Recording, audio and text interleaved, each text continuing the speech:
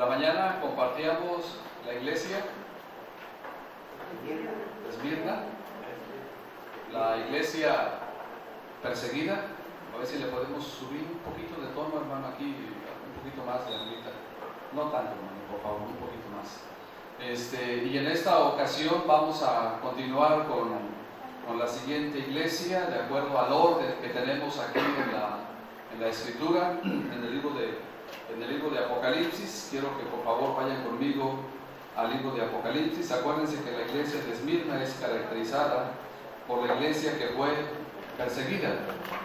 Y escuchamos relatos de las actas de los mártires y de la forma y de la manera como fueron perseguidos. Muchos de ellos fueron prácticamente desollados, es decir, literalmente les quitaron la piel vivos, es decir, no los mataron y luego les quitaron la piel, no, completamente vivos, arrancándoles pedazos de piel, solamente por la causa del Evangelio del Señor Jesucristo. La intención era que negaran a Jesucristo y que empezaran a adorar a los dioses paganos, una combinación de dioses romanos con dioses griegos, de tal manera que muchos de ellos entregaron sus propias vidas y aún sonriendo y riéndose, no en un término burlón, sino en un sentido en el cual ellos estaban asimilando que eran padecimientos por la causa de nuestro Señor Jesucristo. Ahora nos toca, hermanos, en esta tarde la oportunidad de ver la siguiente iglesia, que tiene que ver, hermanos, ahí en el orden que tenemos, del versículo 12 en adelante. La iglesia en Pérgamo. Recordar que estas iglesias son 7 iglesias repartidas en el Asia Menor, que fueron iglesias geográficamente establecidas, que fueron iglesias con pastores literales, que eran gente que se congregaba en determinado lugar y que tenían prácticamente, no necesariamente una razón social en sus edificios, porque algunos ni siquiera tenían edificios, pero sí practicaban la doctrina, creían una doctrina sana. Y no solamente creían la doctrina sana, sino que practicaban también la doctrina. En esta oportunidad es la iglesia en Pérgamo.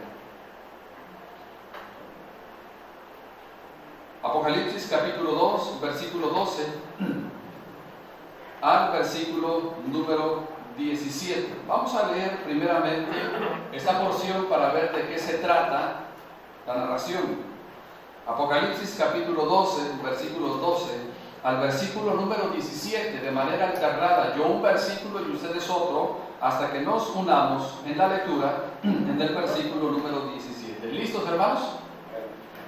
Y escribe al ángel de la iglesia en Pérgamo, el que tiene la espada aguda de 2 filos, dice esto: yo conozco tus obras y no demoras, ¿dónde está el trono de Satanás?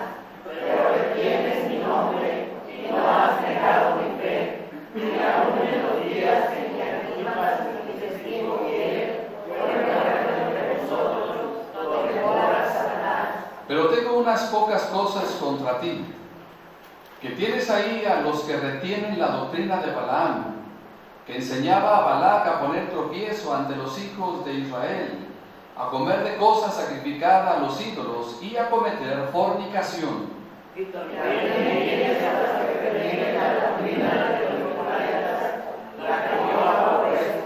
Por tanto, arrepiéntete, pues si no, vendré a ti pronto y pelearé contra ellos con la espada de mi boca.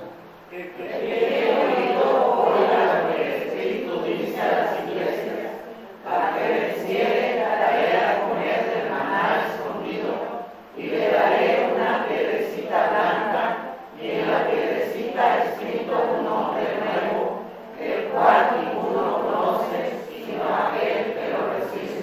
Ahora quiero anticipar, hermanos, que es probable que no vayamos a ver todo el contenido de esta porción, porque hablar de todo el contenido de esta porción es hablar de 2 o 3 o hasta 4 sesiones. Pero lo que sí quiero, hermanos, es detenerme en algunas partes y espiritualizar o hacer una aplicación interesante a esta narración bíblica, para que de esta manera, hermanos, el Espíritu Santo pueda enseñarnos la palabra y que la pueda acomodar en nuestros corazones para que ustedes y yo seamos libres de tomar la decisión que queramos. La iglesia en Pérgamo, hay que recordar que la iglesia de Esmirna tiene un periodo, tiene una edad desde el año 100 hasta el año 312 después de Cristo. Durante más de 2 siglos, hermanos, la iglesia del Señor Jesucristo fue perseguida. Ya vimos los diferentes 8 emperadores que promovieron persecuciones. Algunas de esas persecuciones fueron encarnizadas, fueron crueles, fueron devastadoras. Así que el enemigo de alguna manera empezó a atacar la iglesia desde afuera y empezó a perseguirla bajo la edad de la iglesia de Esmirna. Ahora, cuando se termina el periodo del año 100 al año 312, empieza otro periodo más, hermanos, dentro de la existencia de la iglesia, o palabras proféticas del Señor Jesucristo a la iglesia de Pérgamo, y que de alguna o de otra manera, hermanos, tuvieron su cumplimiento en ese tiempo, pero que también de alguna manera han tenido su cumplimiento en el tiempo actual, tal vez no con las mismas ideas, pero con ideas que tal vez se le parezcan y que actualmente, hermanos, han sido aquejadas y han sido devastadoras muchas de las veces, inclusive también para nuestra iglesia en el tiempo actual. Entonces, la iglesia en Pérgamo, hermanos, la colocación o la condición histórica es prácticamente desde el año 312 hasta el año 606. Es la edad en la cual aparece la edad de la iglesia de Pérgamo. Dentro de la historia o dentro de las generaciones del 312 al 606. El común denominador, hermanos, de la iglesia en Pérgamo tiene que ver con la iglesia legalizada o la iglesia que se une con el Estado, o más bien dicho, hermanos, el Estado de Roma viene y toma como su religión oficial el cristianismo. Y en esa aleación y en ese contubernio, hermanos, aparecen un sinnúmero de cosas, donde las cosas que actualmente conocemos, que más adelante se las voy a mencionar, fueron infiltradas en la iglesia desde el año 312 hasta el año 606. Con esto también quiero decirle, hermano, de que el hecho de que el cristianismo haya llegado a ser la religión oficial del Estado, eso no significa que todo el cristianismo en su totalidad se agregó o se instituyó como religión oficial del Estado, sino que Dios, en su infinita misericordia y bondad y gracia, apartó un remanente que no estaba de acuerdo con las ideas y con las filosofías de Constantino, que más adelante vamos a ver, porque no estaba de acuerdo con las formas, ni con las ideas, ni con la manera como Constantino, el emperador, empezó a manejar las dos cauces, el cauce del Estado y el cauce de la iglesia. Cuando esta unión se da en el 312, sale gente verdadera, salen creyentes verdaderos, genuinos y auténticos del Evangelio de Jesucristo, estando en contra completamente de esta unión entre la iglesia y del Estado. Entonces, Pérgamo, hermanos, para empezar a hablar de datos, Pérgamo era la capital de Asia hasta el fin del primer siglo. Era una ciudad entregada a la adoración de muchos ídolos y dioses griegos. El gobierno romano local, incapaz de tratar con todas las demandas y la cooperación de todas esas deidades. Dos de las más prominentes sistemas religiosos fueron, en primer lugar, la adoración de Bacos, es decir, el dios de la diversión combinado con el vino. Y dos, la adoración de Asclepius, es decir, el dios de la sanidad. Es decir, ellos tenían como centro de adoración el Dios de la diversión, pero también tenían como centro de adoración el Dios de la sanidad. Ahora, hermanos, Satanás cambia su estrategia. Fíjese cómo cambia la estrategia. En el periodo pasado, del 100 al 312, la iglesia es como, hermanos, es perseguida. ¿Sí? La iglesia de Jesucristo es perseguida. Ahora en el año 312 al 606, ahora el enemigo tiene una nueva táctica. Y vea en qué consiste, hermanos, esa nueva táctica. Dice el versículo 12: y escribe al ángel de la iglesia en Pérgamo, el que tiene la espada aguda de 2 filos, dice esto: yo conozco tus obras y ¿dónde moras? ¿Dónde moraba? Dice: donde está el trono de Satanás, pero retienes mi nombre. Eso es interesante, hermano, porque particularmente estamos viendo que la iglesia de Pérgamo no era una iglesia apóstata. ¿Se da cuenta? No era una iglesia apóstata, era una iglesia que retenía, ¿qué cosa? Retenía el nombre de Jesucristo. Y esa sola frase significa que retenía la doctrina sana y la doctrina pura. Retienes mi nombre, porque luego dice: y no has, ¿qué cosa? Y no has negado mi fe. Es decir, era una iglesia que no estaba cayendo en la apostasía y que mucho menos estaba negando ni el nombre del Señor Jesucristo, ni mucho menos estaba negando la fe, es decir, la creencia o la doctrina.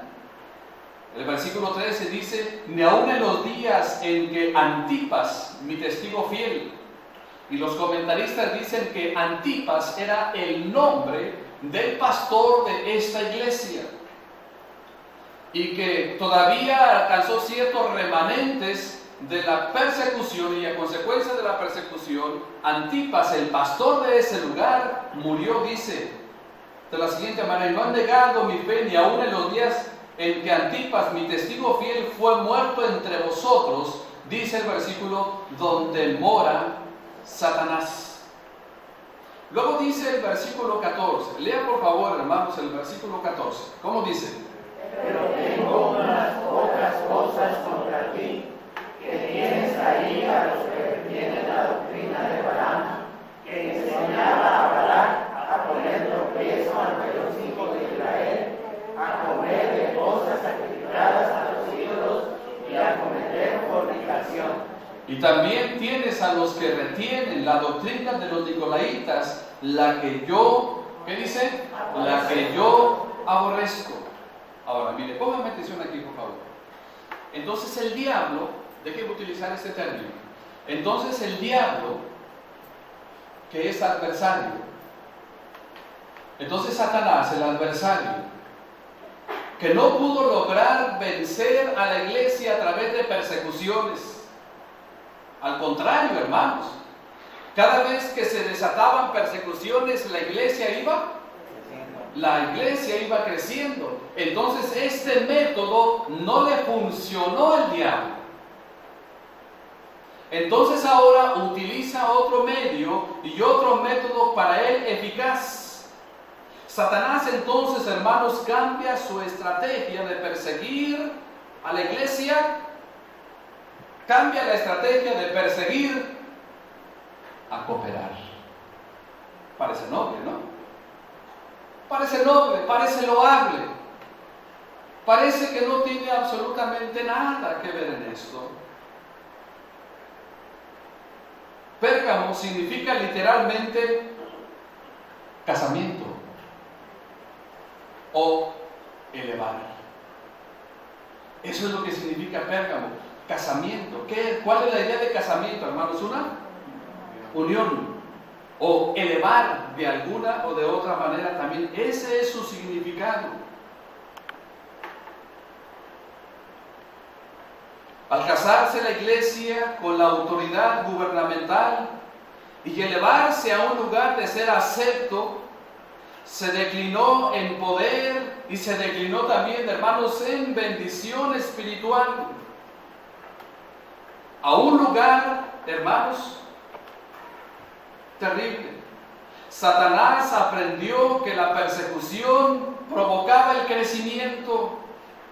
Constantino, ya atraído por el cristianismo, supuestamente vio, escúcheme bien, supuestamente vio una visión de una cruz ardiente en el cielo y oyó una voz diciéndole, la voz le decía supuestamente en ese sueño, en esta señal conquistarás. Creyó que esto era un mensaje de Dios y que si abrazaba el cristianismo podría conquistar. Él, Constantino, hermanos, aceptó el cristianismo y se declaró defensor y protector del cristianismo. Ese es el grave problema, que la gente lamentablemente le cree a gente que dice que oyó y le cree a la gente que dice que hubo gente que vio y que soñó y que tuvo visión, y ese es el principal problema. Algunos hermanos, aceptan su profesión como genuina, pero sin embargo, al hacer una examinación diligente de su vida, indica que él tenía el concepto equivocado del cristianismo, o simple y sencillamente nunca fue salvo.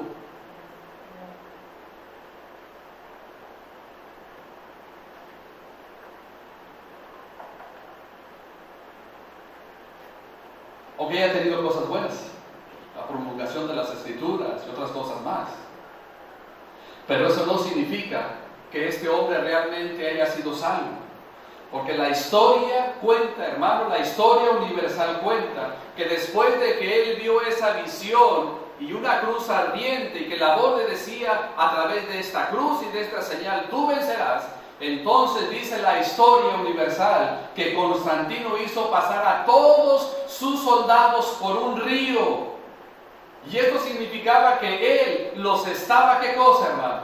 Él los estaba bautizando. Y de tal manera que entraron al agua y salieron del agua bautizados, más bien dicho, más remojados que bautizados. Porque el bautismo solamente tiene un requisito. Y el bautismo tiene el requisito que siempre ha existido en la palabra del Señor. Y el bautismo tiene el requisito de el arrepentimiento y la confesión de pecados. Y por gracia somos salvos. Pero Constantino arrasó con todo su ejército y bautizó. ¿Qué significa eso, hermanos? Entonces el cristianismo dijo, ahora nos estamos convirtiendo en un monopolio. Ahora de ser una iglesia perseguida, ahora nos estamos convirtiendo en una iglesia donde el Estado está cooperando con nosotros. Ahora el Estado ya no nos persigue, ahora el Estado está cooperando con nosotros y vean cuántos se han convertido. En la realidad todos esos no se convirtieron, solamente se remojaron, se aventaron mucho sol. Con esa unión, hermanos, de la iglesia y del Estado, se agregaron prácticas paganas introducidas dentro de la iglesia. Y se las voy a mencionar y a lo mejor alguna de estas les parece conocidas. En primer lugar, el Tau caldeo. ¿Qué era el Tau? Esta era, hermanos, la elevación de una T gigante como una T mayúscula. Grande. Se cambió en una cruz en la punta del asta. Y en lugar de ser solamente una T, solamente se le agregó tantito hacia arriba, porque dijo Constantino, esto es lo que yo he visto. Y ese asunto de la T, de la Tau babilónica, tiene que ver con ritos paganos. Y entonces se elevó tantito de la T, tantito salió hacia adelante y dijo, con esta cruz vamos a vencer. 2. El rosario fue introducido con la unión de la iglesia y el Estado. 3. El celibato de los sacerdotes y monjas fue introducido. En el año 300, las oraciones por los muertos. También en los años 300, la señal de la cruz. En el 375 la adoración de los santos y de los ángeles. En el 394 la misa introducida por primera vez. En el 431 la adoración de María. En el año 500 sacerdotes empiezan a vestir diferente del laico, es decir, sus vestimentas empiezan a cambiar. En el 526 se adquieren unos últimos ritos más. En el 594 se introduce la doctrina del purgatorio. En el 593, perdón. En el año 600, los cultos hechos en latín y de espaldas. En el año también 600, oraciones dirigidas a María. Y en el año 312, la iglesia vino a ser más romana y menos cristiana en sus prácticas.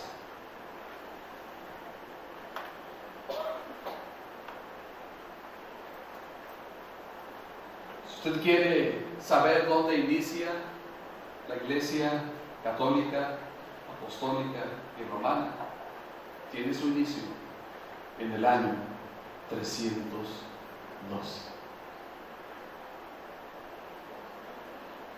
Del 312 para atrás no hay antecedentes, no hay anales, no hay historia, porque del 312 para atrás solamente hay evidencia de un cristianismo, escúcheme bien, de un cristianismo puro, de un cristianismo real y auténtico.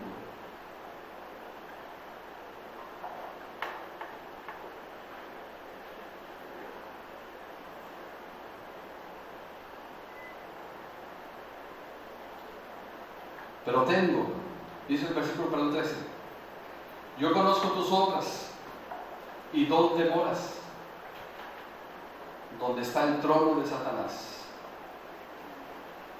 Pero retienes mi nombre y no has negado mi fe, ni aun en los días en que Antipas, mi testigo fiel, fue muerto entre vosotros, donde mora Satanás. Mi pregunta es esta: ¿entiende usted las frases donde mora Satanás? ¿Qué significa eso, hermano, para usted? Que en el año 312, cuando fue la unión entre la iglesia y el Estado, entonces la iglesia dejó de ser perseguida. Pero en la iglesia se empezaron a introducir, ¿qué cosa? Las prácticas no de Dios, sino las prácticas de Satanás, porque el versículo dice, donde mora Satanás.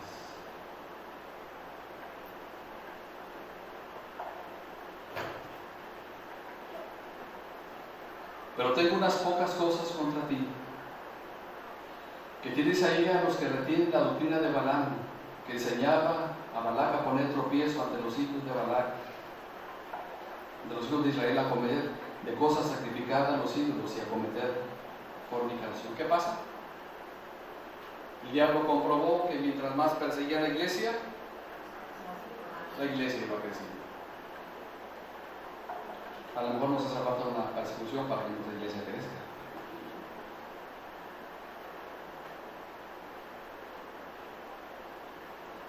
Entonces el diablo dijo, no puedo de esa manera. Es como podar, es como las damas cuando podan sus plantas. La podan y crecen más. Entonces ahora lo que voy a empezar, dijo el diablo, lo que voy a empezar ahora es empezar a introducir prácticas paganas.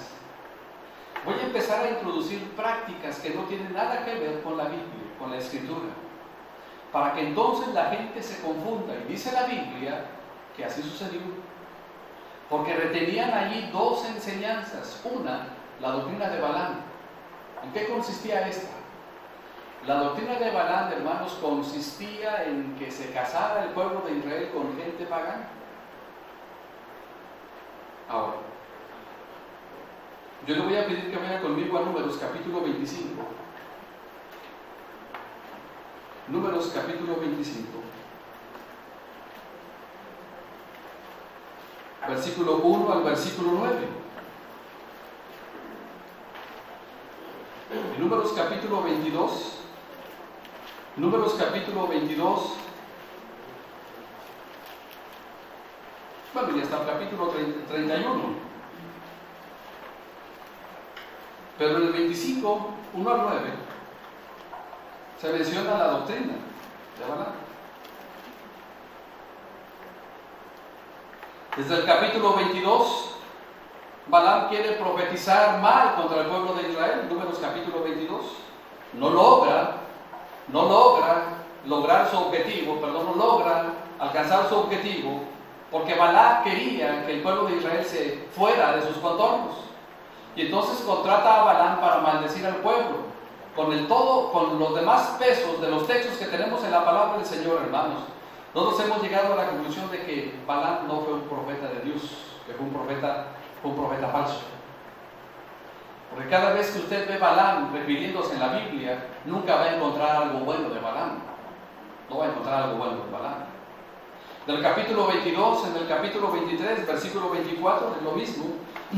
Pero entonces Balaam no logra pronunciar palabra de maldición. Y luego, en el capítulo 25, él promueve algo. Noten el versículo 25, capítulo 25, versículos 1 al versículo 9, porque ahora ahí tenían la doctrina de Balaam en la iglesia de Pérgamo. Moraba Israel en Sitín, y el pueblo empezó, ¿qué cosa dice? Ahora, ¿empezó a qué cosa dice? A fornicar con las hijas de Moab. Ahora, quiero decir una cosa, que no se refería a que tenían relaciones sin casarse, no. Se refería particularmente a que estaban desobedeciendo el mandato de Dios. Como consecuencia, en un término, en el sentido de espiritualidad, estaban dejando de obedecer a Dios y estaban yendo a sus propios deseos.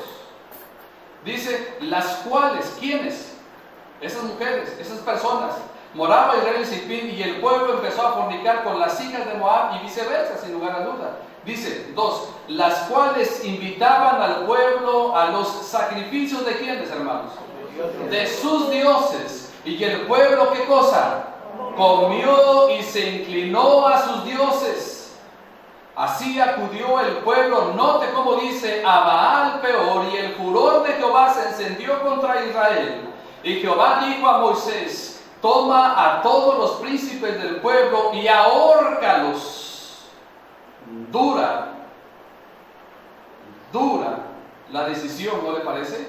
Y ahórcalos ante Jehová delante del sol, y el ardor de la ira de Jehová se apartará de Israel.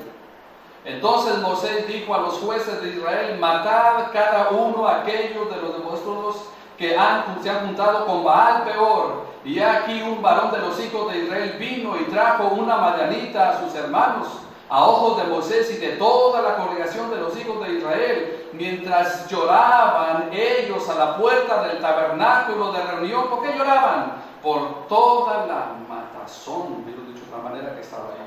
Y fue tras el varón de Israel a la tienda y los alanceó a ambos, al varón de Israel y a la mujer por su vientre, y cesó la mortandad de los hijos de Israel. ¿Y qué dice el versículo 9, hermanos? Y murieron de aquella mortandad, ¿cuántos, hermanos? 24,000. Entonces el pueblo mermó. Esa es la doctrina de Balaam. ¿En qué consiste la doctrina de Balaam, hermanos? En incitar al pueblo a irse tras otro Dios que no era el Dios verdadero. Y esto puede suceder en nuestro tiempo actual con nuestras propias familias. Entonces el diablo vio que no le funcionaba perseguir a la iglesia. Entonces, ¿ahora qué hace? Empiezan a meter enseñanzas falsas, enseñanzas que aparentemente no tienen nada que ver. Y la situación se complicaba para el pueblo. Balaam no pudo pronunciar palabra de juicio ni de maldecir al pueblo de Israel, pero sugirió Balaam a Balac, haz que se junten los hombres con las mujeres y viceversa. Y vas a ver que Dios se va a enojar con ellos. Y esa fue la enseñanza de Balaam. La doctrina de los nicolaitas.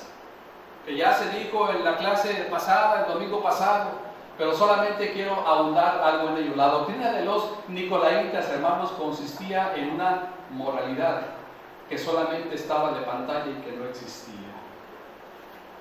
Es decir, la doctrina de los nicolaitas significaba tener una moralidad como tú quieras vivir. No importa, si está bien, retienes el nombre de Dios, si está bien, no has negado la fe, pero tú puedes vivir como tú quieras. Nadie te tiene que decir absolutamente nada, nada, tú eres el juez de tu propio destino, tú decides qué es lo que haces y qué es lo que no haces.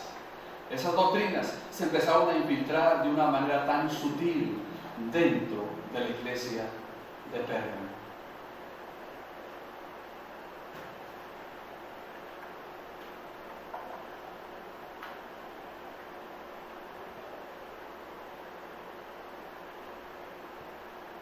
Vaya conmigo nuevamente a Apocalipsis capítulo 2.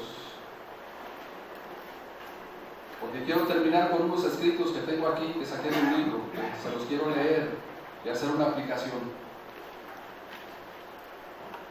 Y escribe el ángel de la iglesia en Pérgamo, el que tiene la espada aguda de 2 filos, dice esto. Esto puede ser traducido de 2 maneras. Número 1, la palabra del Señor. Y número 2, la espada como juicio. Yo conozco tus obras y dónde moras, donde está el trono de Satanás, pero retienes mi nombre y no has negado mi fe. Ni aun en los días en que Antipas, mi testigo fiel, fue muerto entre vosotros, donde mora Satanás. Pero tengo unas pocas cosas contra ti. Quiero que usted y yo leamos detenidamente esto, lo que aparece después de los 2 puntos. Dice que tienes ahí a los que retienen la doctrina de Balaam, que enseñaba a Balac a poner tropiezo ante los hijos de Israel, a comer de cosas sacrificadas a los ídolos y a cometer fornicación. ¿Entiende usted la frase que tienes ahí? ¿Dónde, hermano? La iglesia. ¿Dónde? Allí. ¿Habían negado la fe? ¿No? ¿Habían apostatado? No. Pero tienes ahí. ¿Dónde? Aquí. Pero tienes ahí a los que retienen la doctrina de Balaam. Es decir, estas personas fueron infectadas y fueron infestadas de la doctrina de Balaam y la doctrina de los nicolaitas, y se empezaron a introducir dentro de la misma iglesia. Y entonces la iglesia empezó a causar estragos por la unión entre la iglesia y el Estado. Usted sabe que nuestra constitución política habla de eso.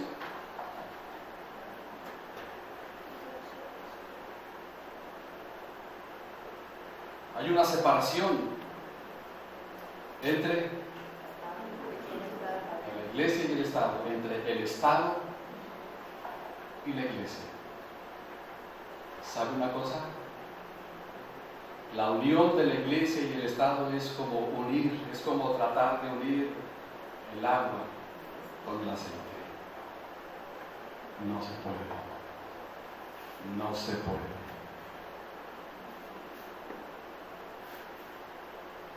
Uno de los artículos de nuestra fe tiene que ver con la separación. Tiene que ver con la separación de la iglesia y el Estado. Porque la historia misma nos ha enseñado que la unión es una unión macabra. Y es una unión que en lugar de traer bendición, trae más maldición que bendición. Parecía ser que la iglesia ya no era perseguida. Parecía ser que la iglesia ahora era protegida, era cobijada.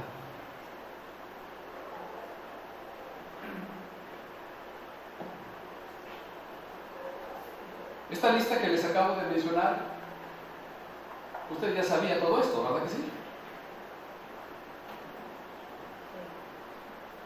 Tal vez no lo sepa por razón de historia, pero lo sabe a razón del tiempo que estamos viviendo, ¿sí o no? Ahora, las falsas ideas y las falsas enseñanzas, hermanos, siempre han querido penetrar a la iglesia de Jesucristo, ¿lo sabía? Siempre han querido penetrar a la iglesia de Jesucristo. En ocasiones ha logrado su objetivo, en ocasiones no ha logrado su objetivo.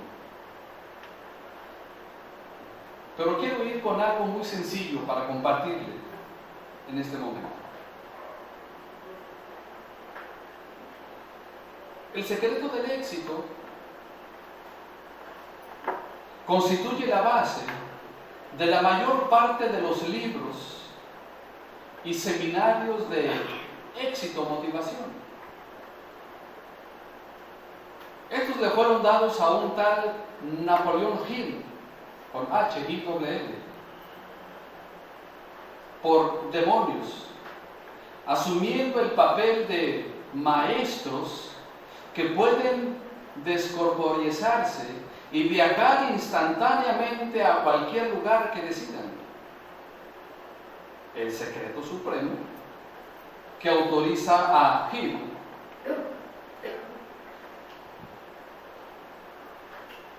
de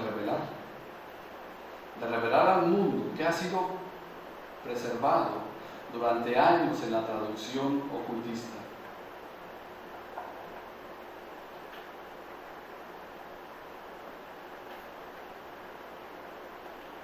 Y esto nos recuerda la promesa hecha por el diablo a Eva, por la serpiente, usando la serpiente con Eva.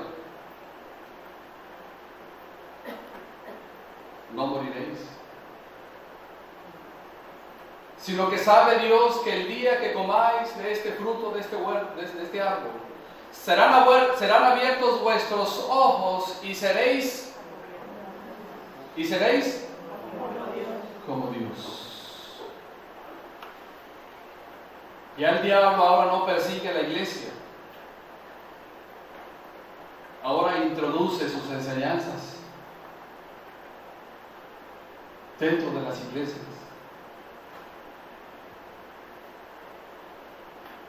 Y llega a decir de la siguiente manera, escúcheme bien: todo lo que la mente humana puede creer, la mente humana lo puede conseguir. Es lo que dice el pensamiento de Napoleon Hill. Todo lo que la mente humana es capaz de creer, es capaz de conseguir. En otras palabras, seréis como Dios. Si es verdaderamente cierto que podemos conseguir cualquier cosa que concibamos, entonces tenemos que ser dioses. Hill lo llama el mágico poder de la creencia. Lo que tú eres capaz de creer, eres capaz de conseguir. Frases como: cree verdadera y profundamente que tienes una gran riqueza y la tendrás. Note. Cree verdadera y profundamente que tienes una grande riqueza y la tendrás. Esto se llama actitud mental positiva, conocido en los libros de motivación como la AMP. Actitud mental positiva.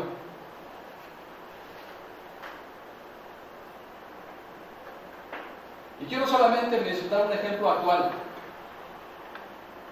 porque los ejemplos que les acabo de dar de toda la lista, ya ustedes ya más o menos las conocemos. Pero quiero darle un ejemplo actual de la doctrina de Balaam o de la doctrina de los nicolaitas en el tiempo actual. ¿Fe en Dios o fe en la fe? ¿Qué le parece? Esta doctrina parece sencilla, ¿no? Esto parece muy noble, muy loable, muy rescatable. Fe en Dios o fe en la fe. ¿Usted qué tiene fe? ¿Usted tiene fe en la fe?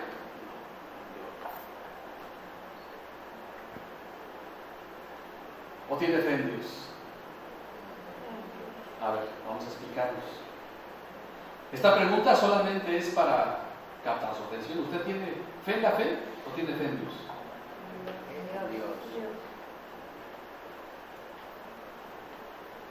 Pero déjenme decirles, hermanos, que hay muchos cristianos sinceros que se han visto influenciados por un evangelio de hechicería para creer que la fe tiene algún poder en sí misma. La fe en sí misma, hermano, no tiene absolutamente ningún poder. Pero se nos ha hecho creer y se le ha hecho creer al pueblo evangélico que todo lo puede dominar con la fe independientemente en lo que él crea y cómo lo crea. Y es una doctrina de Balaam.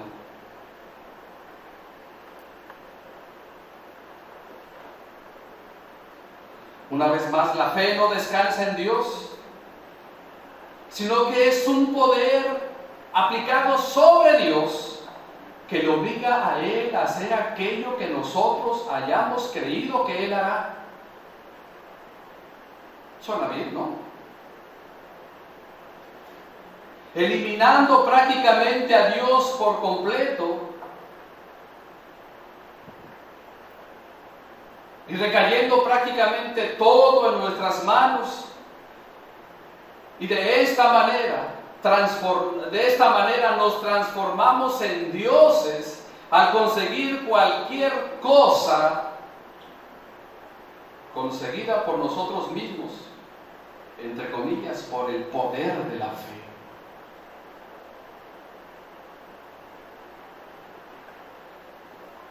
Y creemos, y se le ha hecho creer al pueblo evangélico, que hay que tener fe en la fe y que hay que olvidarnos de Dios y de su bendita palabra.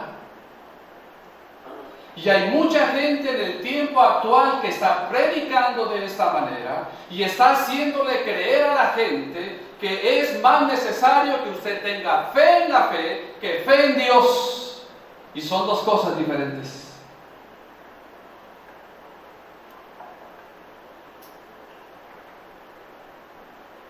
Quiero que vayan conmigo a Marcos capítulo 11 y versículo 22, por favor.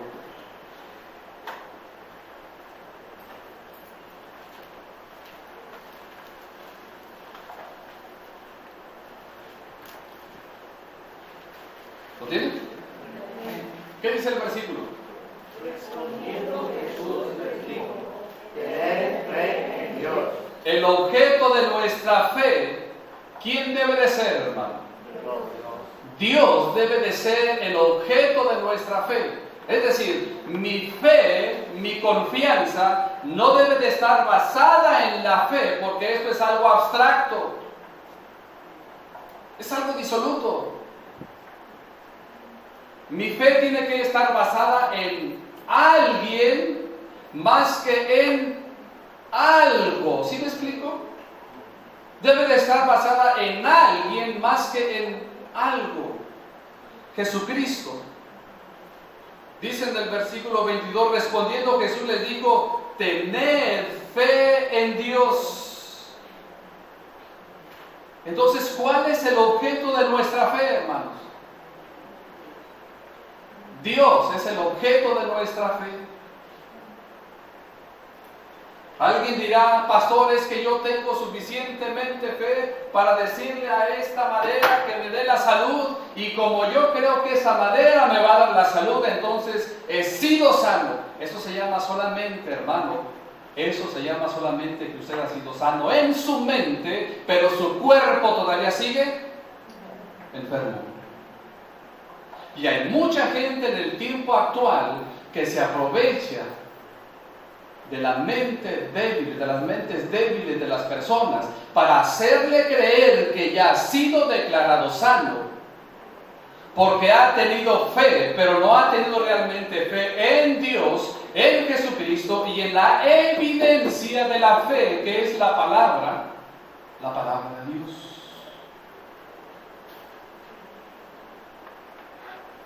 La fe verdadera, hermanos, la fe verdadera no es, escúcheme bien, déjenme poner este ejemplo. La fe verdadera no es como, ¿cómo se llama? Una cruce de palitos arriba, donde en esos palitos vienen los hilos y donde esos hilos manejan los títeres. Eso no es la fe, hermano, porque Dios no está sujeto ni limitado a lo que usted y yo podamos creer o no debamos creer. El objeto de nuestra fe debe de ser Dios. Y doctrinas como estas han sido infiltradas dentro de las congregaciones. Se trata, hermano, escúcheme bien, se trata de una confianza sin reservas, absolutamente en Dios. La verdadera fe surge de una relación de obediencia a Él a través de su palabra. Dios, hermano, Dios responde a la oración sobre la base de su soberanía, sobre la base de su sabiduría, sobre la base de su misericordia, sobre la base de su gracia, no debido a que hay una ley que le obligue a actuar. Porque Dios no está sujeto a nuestras leyes. Nosotros somos los que debemos de estar sujetos a las leyes de Dios. Dios no puede ser manipulado ni por hombres, ni por ángeles, por medio de procesos mentales o palabras habladas, ni ningún otro artificio. Dios es soberano, porque Él quiere tener misericordia del que quiere tener misericordia.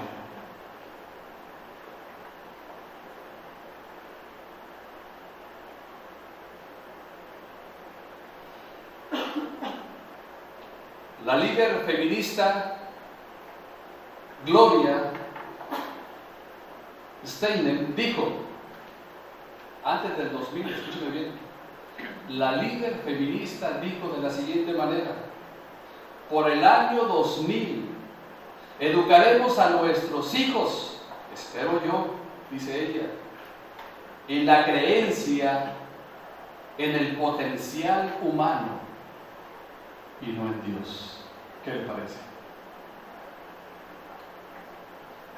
Para el año 2000 esperamos educar a nuestros hijos en la creencia del potencial humano y no en Dios.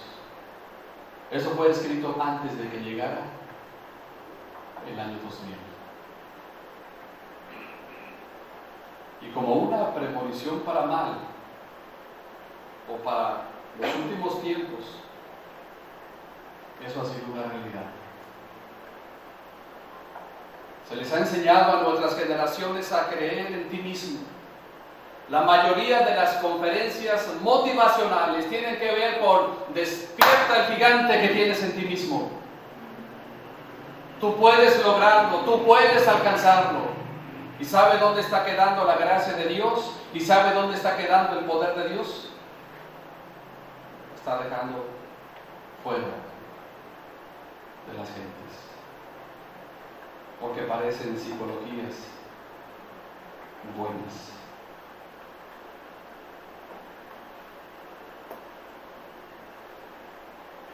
No se trata de tener fe solamente, se trata de tener fe en el que puede hacer las cosas. El objeto verdadero de nuestra fe debe de ser nuestro Señor Jesucristo. Nadie más, nada más. Y aún así, déjeme decirle que yo no creo en la fe ciega. Se lo he mencionado muchas veces. Porque una fe ciega se convierte en fanatismo. Una fe con conocimiento de causa de la palabra del Señor se convierte en convicción, basado en la palabra de Dios. Esto es solamente una parte de tal vez tantas y tantas doctrinas de Balaam que han sido introducidas en nuestras congregaciones. Tal pareciera que Dios está diciendo allí, en Apocalipsis capítulo 2, no han negado mi nombre, retienes la fe, pero tus prácticas son completamente contrarias. Entonces el diablo vino y empezó a minar la verdadera fe en el Dios correcto. ¿Y sabe qué pasó con el cristianismo? El cristianismo se fue corrompiendo. Fue creando otro tipo de atmósfera. Fue creando otro tipo de ambiente. Y el cristianismo puro y verdadero se empezó a convertir. Y muchos empezaron a salir, como dice la palabra, salir del medio de ellos.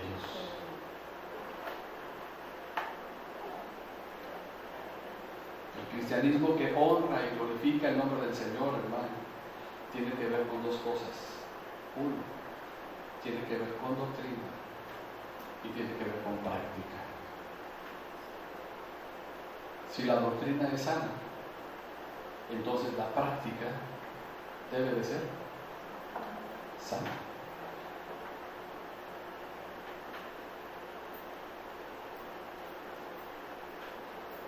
Mucha gente se está curando mentalmente, hermano, en el tiempo actual, ¿lo sabía? Hay mucha gente siendo sanada. Prueba de ello es que estamos en los últimos tiempos.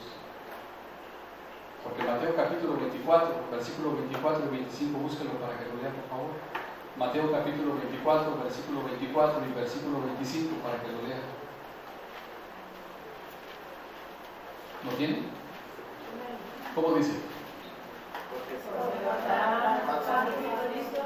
Falsos profetas que harán grandes señales y prodigios, de tal manera que engañarán, y si fuere posible, a uno sus escogidos. Ya os lo he dicho antes. Me gusta mucho cómo dice Dios ahí, si fuere posible, también a quienes, a los escogidos.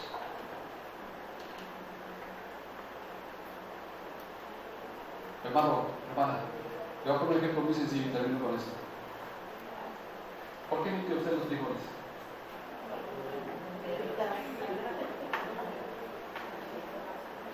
No me rompa la abuela. ¿Qué pasa si la hermana, sin decir nombres, ¿verdad? ¿Qué pasa si la hermana agarra la bolsa de frijoles y dice, todos están limpios, no sabiendo a la olla? Cuando los empezamos, inclusive a la hora de servir, ¿verdad? ¡Tin, tin, tin! Y cuando no se oyen, se sienten. ¡Qué feo se siente!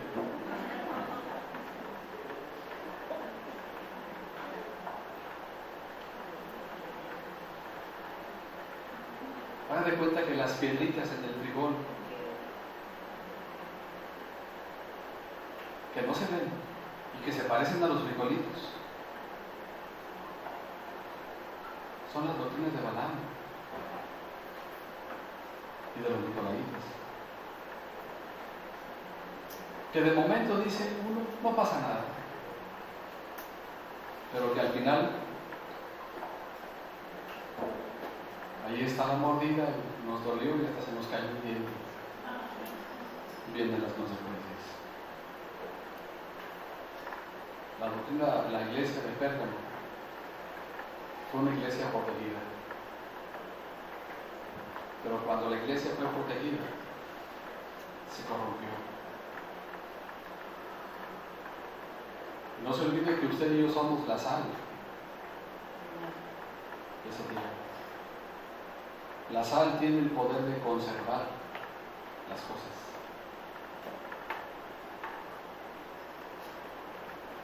Y hay que darle gracias a Dios de que hasta la fecha, y yo oro por ustedes y ustedes oren por mí, para que sigamos reteniendo la fe, en nombre del Señor Jesucristo, la sana doctrina y las prácticas correctas.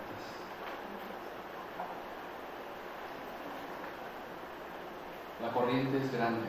¿Se ha dado cuenta? La corriente es con mucha presión. Tal vez algunos de ustedes han sido invitados a lugares como estos. Usted es libre de decidir. Yo no voy a ser el pastor de la secreta para andar investigando secretamente. Mi compromiso es enseñar lo que dice la palabra de Dios.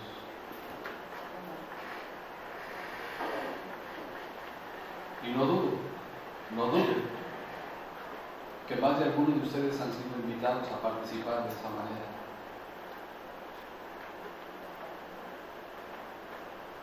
Pero mi compromiso como pastor es alertarle y decirle que retengamos lo que hemos creído. Y como dice Judas, que contendamos ardientemente por la fe y por la bendita palabra de Dios.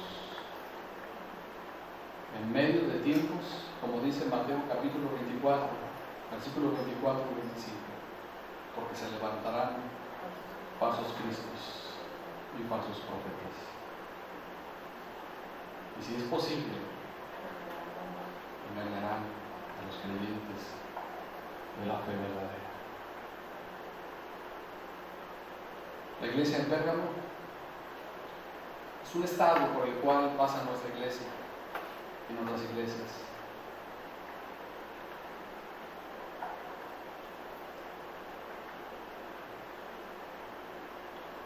Retengamos lo que hemos creído.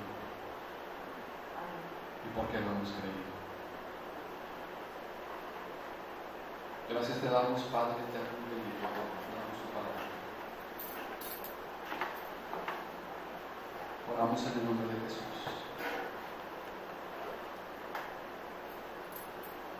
Para que nos des de tu gracia.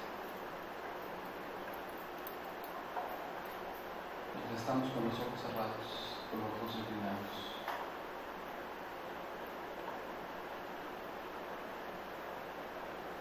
¿Cuántos en esta noche le diremos al Señor, Señor, ayúdame a mantenerme alerta? Ayúdame a mantenerme despierto.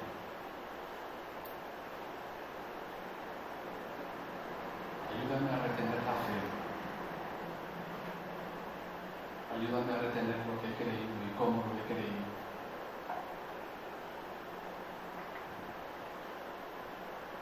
Yo quiero que el Señor me ayude a mantenerme. Es más, yo como pastor le pido al Señor que me ayude a mantenerme.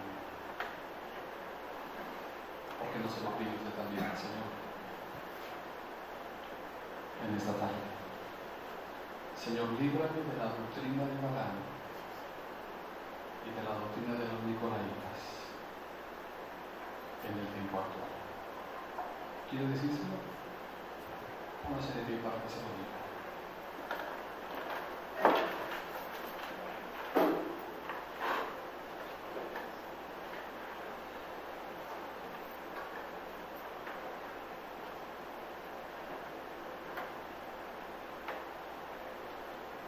Padre, en el nombre de Jesús te agradecemos este tiempo de tu palabra.